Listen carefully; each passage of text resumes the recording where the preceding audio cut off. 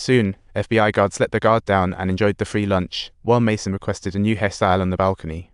Under the barber's skilled hands, Mason instantly transformed into Seven, pretending to have a past with Director Old White, but just as Old White reached out.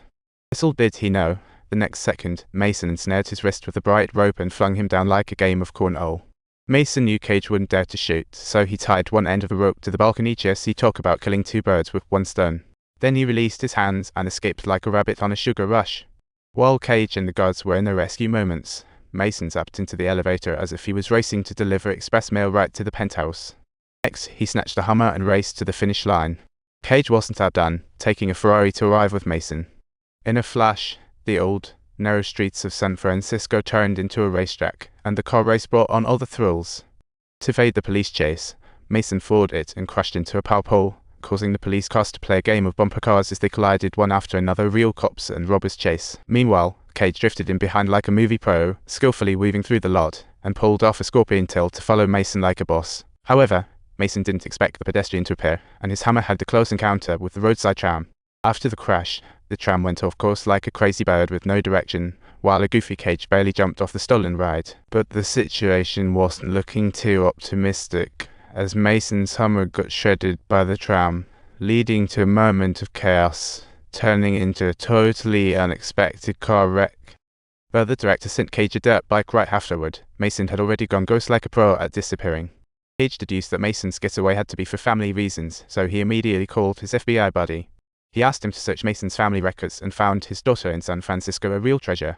Cage traced the address to Mason's daughter and, after an award-winning tale, spotted Mason outside a church.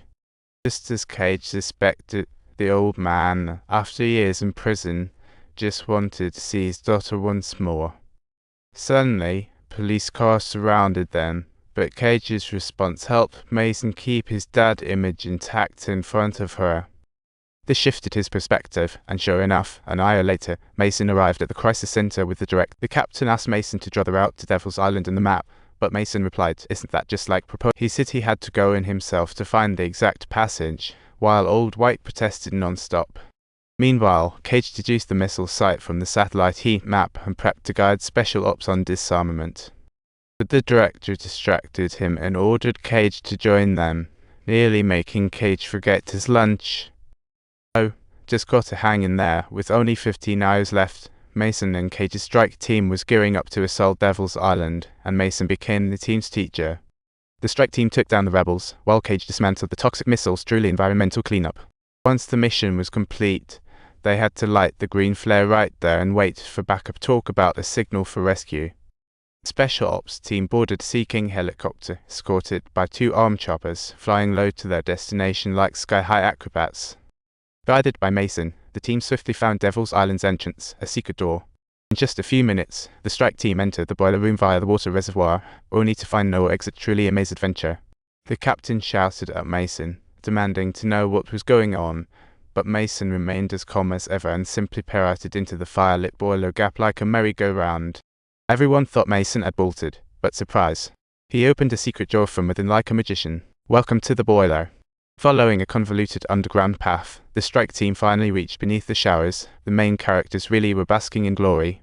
But just as the surveillance probe poked out, the rebels' pre-installed vibrational detectors instantly detected the little hole. Talk about the show's just beginning. Drop them quickly, maintain fire. Hammer urged the strike team to surrender immediately, but ran into the resolute Special Ops captain. You've made a splendid ground. However, as a tough guy, the Special Ops captain consistently refused to surrender. Only by not dropping our weapons can we win. You walked into the wrong room. The captain's roar echoed through the scene. Keep them safe. I can't issue that order, absolutely not. Just then, a falling brick disrupted the balance, and everyone couldn't help but open fire. In the next second, both sides opened fire, and the fierce battle erupted like all guns blazing, crazily shooting. With rebels at an advantage and outnumbering, the strike team was wiped out, an overwhelming victory. As the assault mission completely backfired, Mason grabbed the strike team's radios and weapons, preparing to make a run for it, like an escape artist extraordinaire. Cage told him the truth. Rebels locked toxic missiles on San Francisco, a real crisis. If they leave now, including Mason's daughter, they'll all be innocent casualties. Mason had no choice but to continue with Cage's desperate circumstances. At this point, the rebels searching the pipes realized the strike team's weapons had mysteriously disappeared. Hammer quickly figured out that other members of the strike team had survived and immediately dispatched his men for ground. Soon, they tracked the two rebels dropping a high-explosive bomb, a real overzealous assistance. The next second, the massive shockwave blasted the two away, and the rebels' warm welcome was far from over. Another powerful incendiary bomb was tossed into the duct, flames roaring towards them, forcing the two to dive for safety. They barely escaped this round, and the rebels thought the two had gone up in smoke, which inadvertently gave them the perfect opportunity. Truly a once bitten, twice shy. The two quietly reached the morgue's exterior via the underground duct, but the scared guard, with urine incontinence, was about to draw their gun. The next second, a flying knife thrown by Mason pierced the guard's smirk, while another nearby guard quickly retaliated. A real standoff. Both sides swiftly took cover behind the missiles, and Mason, keeling down on the ground, was like he was gliding across the floor on a smooth surface.